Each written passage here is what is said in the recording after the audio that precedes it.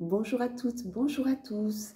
Bienvenue sur cette chaîne YouTube. Ça y est, pour moi, c'est la reprise. Donc, pour tous ceux qui sont encore en vacances, eh bien, écoutez, profitez bien. Soyez dans le plaisir et dans la joie de vous retrouver avec vous-même et puis peut-être en famille ou avec des amis. Pour tous ceux qui ont déjà repris, bien écoutez, force et courage, bien sûr, mais vous savez ce que je pense du travail à partir du moment où on effectue un travail qui nous plaît, eh bien, c'est comme l'adage, hein, le travail c'est la santé. Voilà, donc on part gaiement travailler parce que c'est quelque chose qui nous anime, c'est quelque chose aussi qui nous permet, bien sûr, de se projeter. J'ai voulu aujourd'hui vous parler de deux jeux. Le premier, c'est un jeu exclusivement anglais. Donc, dans ces playing cards, en fait, on nous parle des amoureux. Et dans le second, c'est le pouvoir de l'amour de James Van Praagh. J'ai voulu mêler ces deux jeux parce que je trouve qu'ils vont très bien ensemble. Donc, la première carte, cause-effet. Vous êtes conscient que l'amour que vous créez dans vos pensées est un agent de changement et le fondement de vos résultats. Et en dessous, nous avons la carte numéro 7, la corne d'abondance, mais d'abondance dans l'amour. C'est une carte avec des cœurs qui sortent de cette corne d'abondance. Il est écrit en anglais « To the one I love », à celui que j'aime ou à celle que j'aime. Bien sûr, vous changez selon votre genre et vos choix de vie affective. Ce peut être aussi des cartes, vous savez, l'amour, c'est aussi l'amour d'une famille, l'amour d'un ami, d'une amie. C'est pas forcément sur le plan sentimental, sur le plan du couple, ce peut être aussi un duo, ce peut être tant de choses. Ce que cette première carte nous évoque, c'est, je canalise que lorsque nous pensons amour, nous chassons les peurs, puisque c'est l'amour qui va créer une métamorphose sur ce que nous souhaitons vivre. Si vous avez le cœur ouvert au possible, vous allez attirer ce changement à vous. Et le premier amour, c'est le premier amour, évidemment, que l'on porte à soi-même, dans le respect de qui l'on est, dans la découverte aussi de qui nous sommes, de ce que nous souhaitons mettre justement ancré dans la matière. Et là, on nous parle essentiellement, ce message veut dire que plus nos pensées sont dans l'amour, moins elles sont dans la peur de cet inconnu, dans la peur de paramètres que nous ignorons à ce jour. Et c'est aussi en effet le fondement de nos résultats, parce que puisqu'il n'y a plus de peur en restant dans l'amour, eh bien nous allons nous frayer un chemin beaucoup plus harmonieux, beaucoup plus juste pour nous-mêmes. La deuxième carte, c'est la compassion. Vous démontrez le langage du cœur en vivant activement dans l'amour et en le dispensant. La compassion, c'est être sans jugement. C'est stopper tout état de confusion. C'est vraiment rester dans une droiture, dans un alignement, dans un positionnement juste qui va vous permettre d'enlever à la fois les œillères que vous portez parfois, parce que vous allez non plus juger les autres, parce que quand on juge les autres, c'est qu'avant tout, c'est juger, et on se juge souvent très sévèrement d'ailleurs, parce que l'on a des exigences, parce que l'on cherche l'excellence. Pour différentes raisons, nous avons tous tendance, et c'est humain une fois de plus, eh bien, d'avoir ce langage qui n'est pas le langage du cœur. Et le langage du cœur, c'est celui qui commence par « j'arrête de porter un regard ou un jugement ou même un intérêt, quelque chose qui serait de l'ordre du profit. Et je fais tout simplement le chemin inverse en déversant tout cet amour que j'ai, c'est-à-dire dans un sens large, dans un grand sens, c'est quelque chose qui est tellement haut au niveau des vibrations. L'amour, c'est quelque chose qui nous fait vibrer, soi d'abord, et puis l'autre ou les autres. Vous savez, une parole sur quelqu'un peut avoir un effet extrêmement bénéfique. Si vous êtes tout amour, cela ne veut pas dire que vous êtes amoureux ou amoureuse, cela veut dire que vous avez passé des étapes et que, à l'heure d'aujourd'hui, vous êtes suffisamment pur pour pouvoir dire de belles choses avec votre vocalise, pour pouvoir vous élever et pour pouvoir élever l'autre ou élever les autres.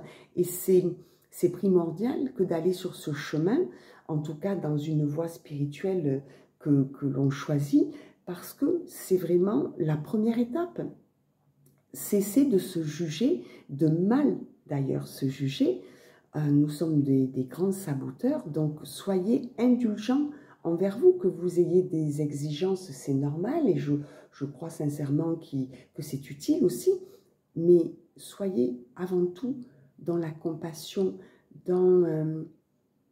grâce à votre sensibilité, dans l'accueil de qui est l'autre. S'il est différent, accepter ces différences. Ça ne veut pas dire que l'on doit tout accepter, mais cela veut dire que, je parle évidemment lorsque l'on est quand même dans l'objectif d'élever son âme, d'élever son être au plus haut point, eh bien on ne juge personne, on est simplement dans l'amour, et oui, on le dispense, on le disperse de façon à ce que tout ce que vous avez pu comprendre à votre niveau, vous puissiez le partager, c'est aussi ça.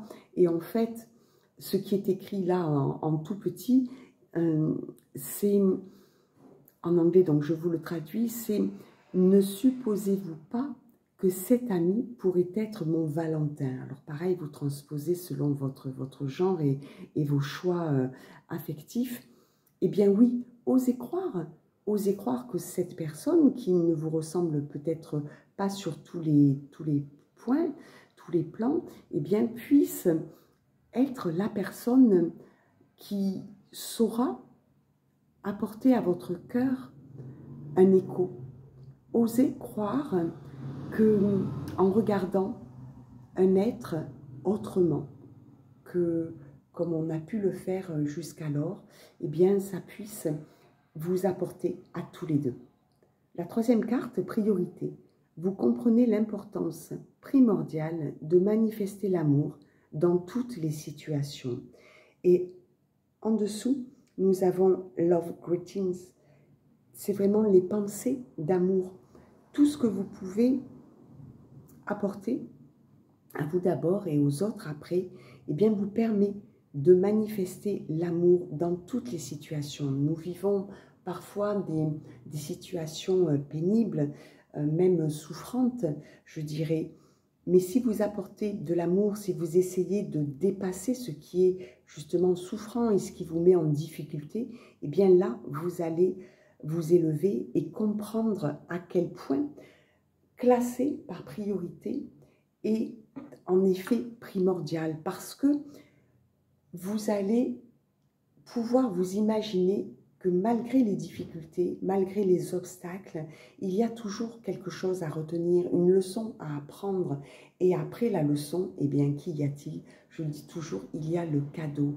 Et c'est un cadeau parce que sans la leçon, vous n'en seriez peut-être pas là aujourd'hui. Vous seriez peut-être resté avec des préjugés, des a priori. Vous n'auriez pas dépassé ce qu'il était nécessaire de surmonter pour justement prétendre à voir autrement, à penser autrement. Ça ne veut pas dire que l'on change tout, mais cela veut dire que cette métamorphose est due à ce sentiment d'amour. Où que vous le portiez, eh bien, il va vous permettre de comprendre et de manifester réellement tout ce qui vous tient à cœur. La quatrième carte, joie. Vous vous délectez de l'amour, de la vie, et vous apportez un esprit ludique dans tout ce que vous faites. C'est exactement ce que on on me demande de vous transmettre, c'est-à-dire que lorsque vous êtes dans la joie, lorsque vous êtes dans le plaisir, c'est capital pour que vous puissiez vivre en harmonie, mais aussi la joie, c'est quelque chose qui vous permet tout simplement d'être heureux au fond de vous. Et parfois, on oublie à quel point c'est bon, à quel point c'est important de se ressourcer.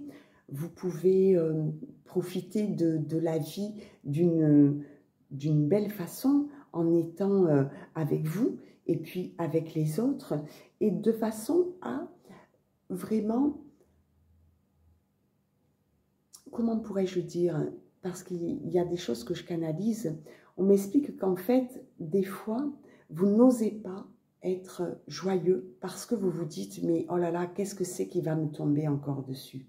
Et en fait, c'est bis repetita, c'est-à-dire qu'en restant dans des pensées négatives ou en tout cas dans une difficulté que vous n'arrivez pas à ce moment-là à dépasser, à comprendre, eh bien, vous en oubliez cette joie. Je rappelle souvent que les enfants ont tendance à dire et si on jouait? Et c'est exactement ça. C'est la joie, c'est le jeu, c'est le plaisir, c'est la jouissance. N'oubliez pas que c'est important de vous sentir libre d'être dans la joie. Parce que vous allez ainsi vous libérer de vos chaînes, parce que c'est toujours pareil, c'est souvent nous-mêmes qui nous mettons les premières chaînes, les premières œillères, et du coup, on reste un petit peu dans ce cercle infernal de victimisation, alors que si vous décidez de couper ce lien d'attachement avec une pensée limitante, qui vous oblige à croire que si vous êtes heureux là, bien de même vous allez être malheureux, mais forcément la vie n'est pas linéaire, on le sait, nous n'avons pas que des moments de joie. Par conséquent, je vous invite à savourer ces moments de joie, ces moments de plaisir. Octroyez-vous ce temps, parce que en effet, il y a parfois des ombres au tableau. Donc si vous pensez à ces ombres alors qu'elles ne sont pas encore là, si vous pensez à perdre ce que vous n'avez pas encore, et lorsque vous êtes, par exemple, amoureux, parce que je l'entends souvent, vous êtes pris dans la pensée que cette personne pourrait vous échapper, pourrait partir, pourrait vous quitter, ne croyez pas à cela, parce que on l'a vu sur la première carte, cause-effet. Restez dans l'amour, prenez le risque. En fait, c'est ça, prenez le risque d'être heureux, prenez le risque d'être joyeux, parce que ça vaut vraiment le coup. Voilà, je vous souhaite une belle journée et je vous dis à bientôt.